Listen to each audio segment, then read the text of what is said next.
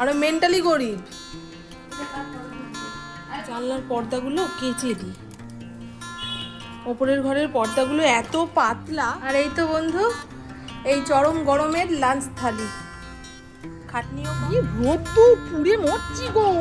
ইন্দ্র একবার এসেছিল, দেখা করে গেল। আমি খাবে নাকি ভাত? গুড মর্নিং, শুভ সকাল। আজ মঙ্গলবার, ঘড়ির কাঁটা 7টার ঘরে। শুভ কলেজ যাবে, ওকে পনির পরোটা বানিয়ে দিচ্ছি। তা পনিরের মধ্যে কাঁচা লঙ্কা কুচি, একটুখানি ভাজা মশলা দিয়ে পুরটা বানালাম। ফের এই ভোরে পরোটাটা বানিয়ে দিচ্ছি। এখন খুব একটা পেঁয়াজ রসুন ব্যবহার করি না রান্নায়, মারাত্মক গরম পড়েছে গো। কালকে বিরিয়ানি খেয়ে আজকে পেটের অবস্থা খারাপ, এখন গুড়গুড় গুড়গুড় করছে।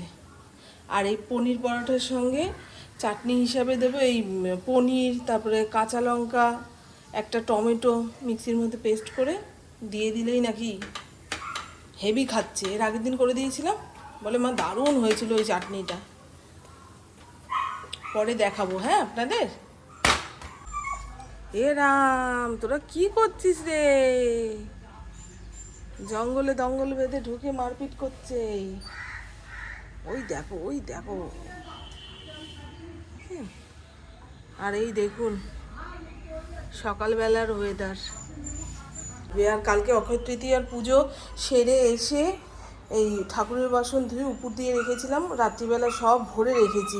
ইন্দ্র যখন ঠাকুর ঘরের দিকে যাবে এই ব্যাগ ধরে নিয়ে গেলেই হয়ে যাবে।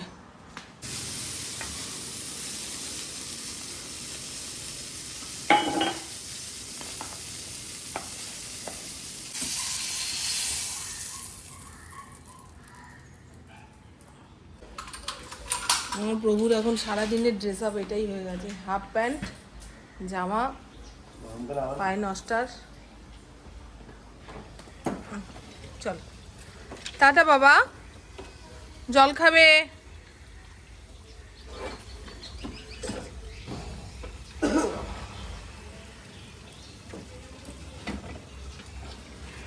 তুমি সকালে কখন আসবে?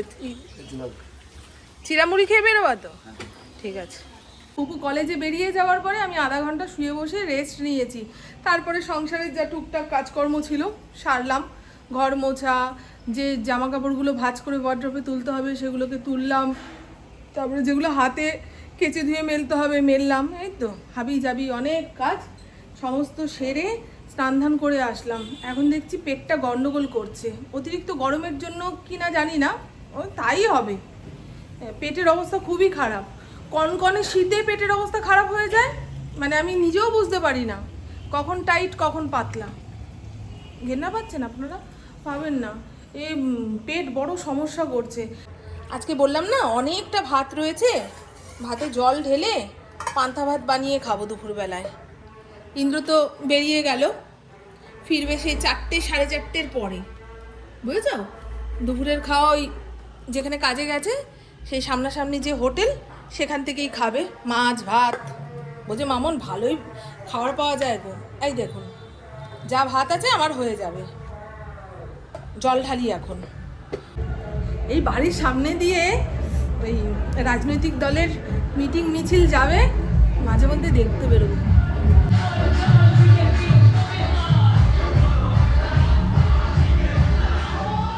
চলো চলো, হয়ে গেছে। ভাতের মধ্যে জল ঢেলে একটুখানি লবণ দিয়ে রাখলাম, তাতে ভাতটা নোনতা নোনতা হবে, খেতে ভালো লাগে। চলো।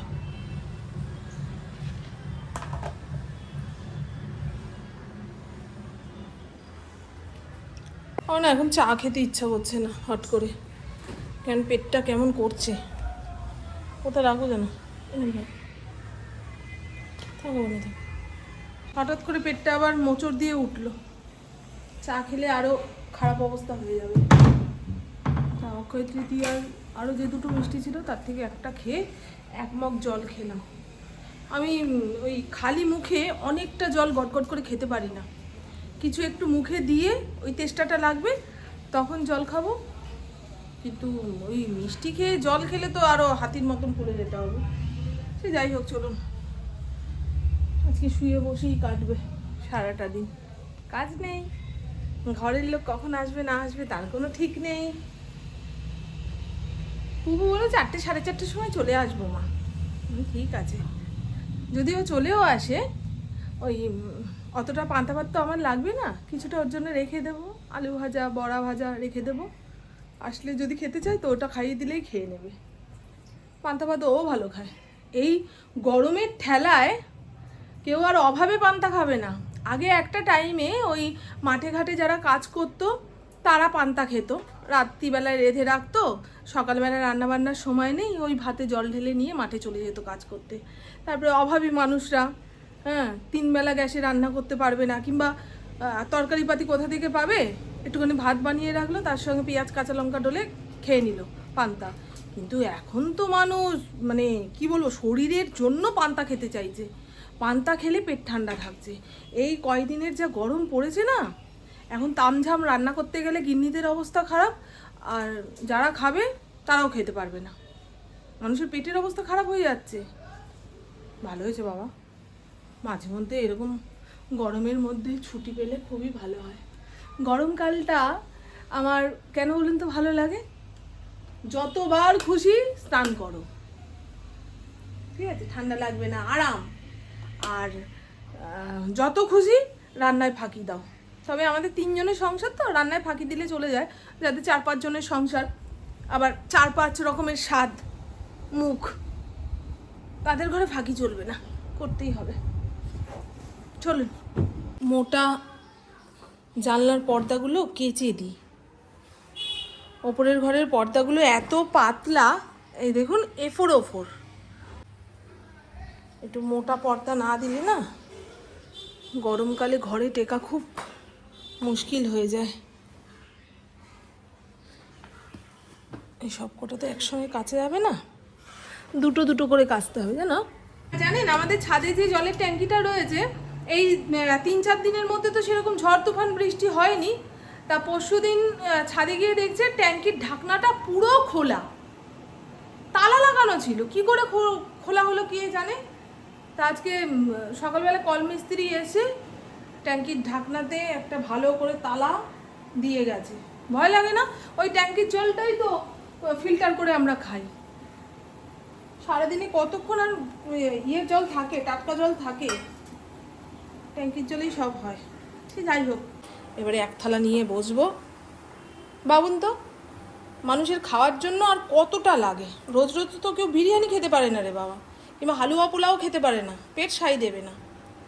এই ডাল ভাত তরকারি এইটুকু জোগাড় করতে গিয়েই নেই নেই নেই নেই পাবো কোথায়, এই সেই চুরি চামারি ডাকাতি, কত অশান্তি, ভালো লাগে না ভাই। হয়েছে আমার ফড়িংয়ের ভাতও বেড়ে নিয়েছি, জুড়িয়ে গেলে ওর মুখের সামনে মেখে ঝুঁকে দিই।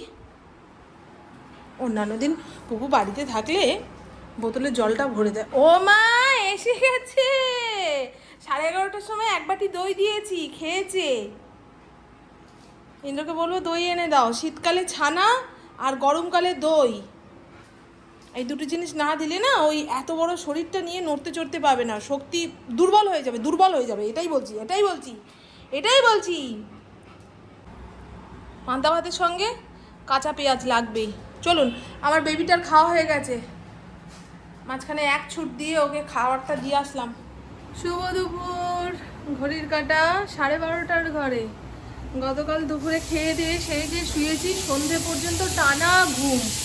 পুপু কলেজ থেকে এসেছিল 6:30টার সময়, ইন্দ্র তার আধা ঘন্টা পরে এসছে। তারপরে তো রাতে রান্না বান্না করলাম, আর ওয়াশিং মেশিনে যা কেচে ধুয়ে রেখে দিয়েছিলাম সব এই বাড়ির চারপাশ দিয়ে মেলে দিয়েছি। দেখবেন বিছানার চাদরটা কোথায় মেলেছি, ওই জানলার মধ্যে গুজে গুজে রেখে দিয়েছি, যা রোদ্দুর হাওয়াতে শুকিয়ে যাবে। আর বারবার ওদিকে চোখ যাচ্ছে তো মনে হয় কি কেউ দাঁড়িয়ে রয়েছে। আর আজকে রান্না করব মোচা ঘন্ট। মোচা কেটে প্রেসার কুকারে সিটি দিতে বসিয়েছি, সিটি পড়ে গেছে। মুসুর ডালটা দেখি, সঙ্গে হবে আম দিয়ে টকের ডাল, আর এখানে ভাতের চাল ধুয়ে রেডি করে রেখে দিয়েছি, রেডি না গ্যাস জ্বালিয়ে দিয়েছি, ভাত হয়ে যাবে, অনেকক্ষণ যাবত ভিজেছে চালটা। এখানে ফড়িংয়ের ভাতের চালও ভিজিয়ে রেখেছি। আর দেখুন, ইন্দ্র যে গ্রাম সাইডের দিকে কাজে কর্মে যাচ্ছে, বলে মামন ওখানে প্রত্যেকের গাছে মানে এই হাত দিয়ে পাড়া যাবে এই রকম উচ্চতায় আম। তা ও কিছু আম পেড়ে নিয়ে এসছে, কিছু কি অনেক আম পেড়ে নিয়ে এসছে, একদম কাঁচা ছোট ছোট, আটি হয়নি এখনো। এই দেখুন, এখন এগুলোকে কেটে একটা প্লাস্টিকের ব্যাগের মধ্যে ভরে ডিপ ফ্রিজে রেখে দেব, সারা বছর চাইলে খেতে পারবেন।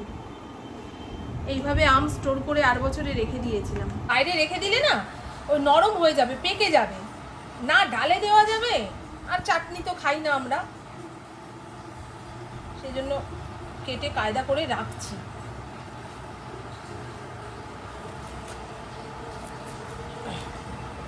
আপনারা চাইলে এইভাবে কাঁচা আম ফ্রিজে স্টোর করে রেখে দিতে পারেন।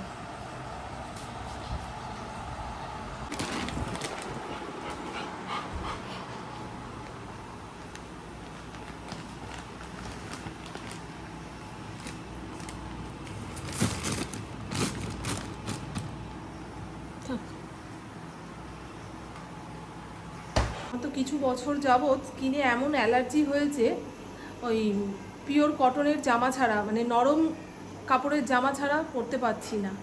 তারপরে এই এত গরমে টাইট জামা কাপড় পরলে সেই চাপা জায়গাগুলো ছুলে ছুলে যাচ্ছে, গলায় চেন রাখতে পারছি না, কানেরটাও খুলে ফেলতে পারলে ভালো হয়। চুল যদি একবার ছেড়ে আঁচড়াই তারপরে মনে হয় কেউ গায়ে আগুন লাগিয়ে দিয়েছে, এই রকম লাগছে। এই যে গরমের পোশাক বেরিয়ে গেছে, তাও আপনাদের সঙ্গে কথা বলছি বলে এইটা পরলাম, নাহলে এটাও গায়ে রাখতে ইচ্ছা করছে না। মোচার জন্য আলু কাটবো। আর এখানে কোথায় গেল ঢ্যাঁড়সটা, একটুখানি ঢ্যাঁড়স আছে, সেই ঢ্যাঁড়সটা বাঁধবো।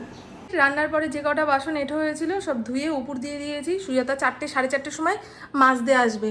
ওর নাকি 2 বেলা বাসন মাজলে সুবিধা হচ্ছে, অল্প অল্প করে মেজে ফেলছে, সকালে অত তাড়া লাগে না। সে যাই হোক, সবার সুবিধা অসুবিধা মেনেই কাজকর্ম করতে হবে। এই হলো মোচা ঘন্ট।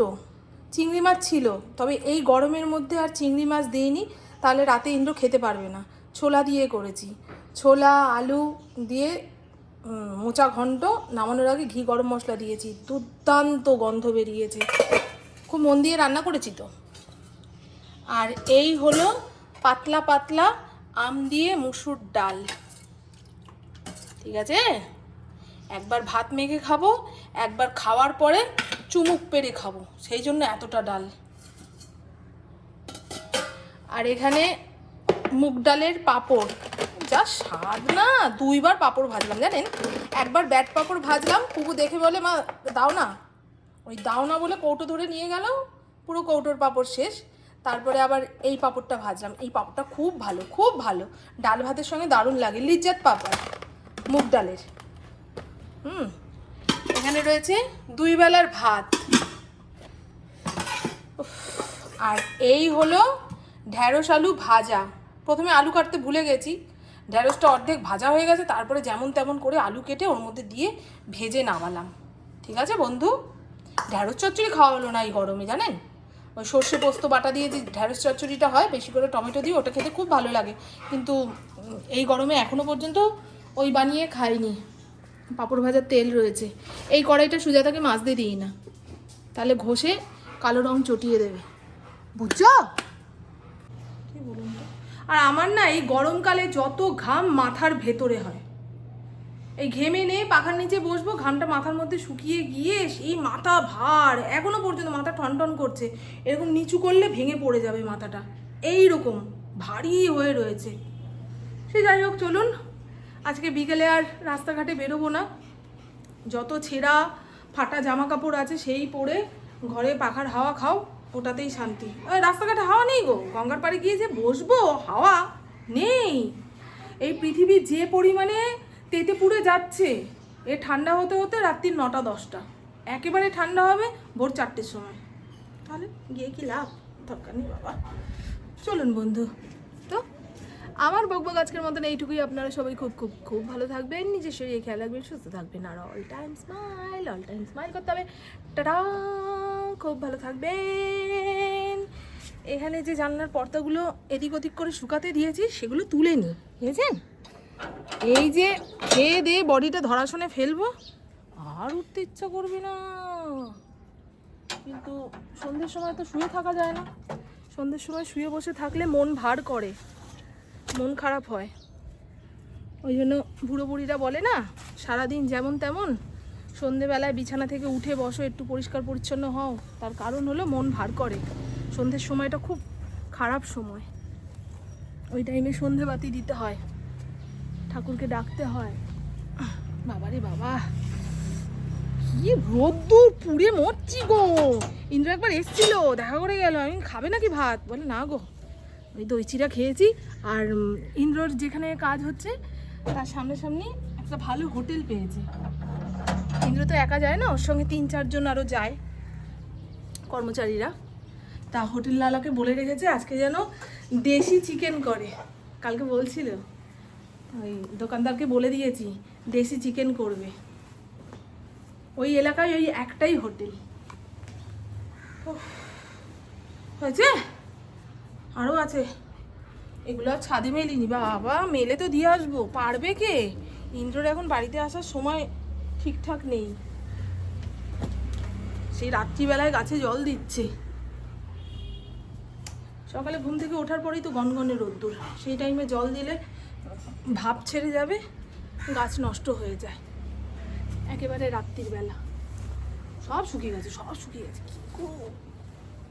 না, একটু থাক, একটু থাক, এগুলো পরে মেলে। আর এই তো বন্ধু, এই চরম গরমের লাঞ্চ থালি। খাটনিও কম, খেলে পেট ঠান্ডা থাকবে। ভাত, ঢ্যাঁড়স আলু ভাজা, মোচা ঘন্ট, আম দিয়ে পাতলা করে মুসুর ডাল আর পাঁপড় ভাজা। ওফ, জমে যাবে।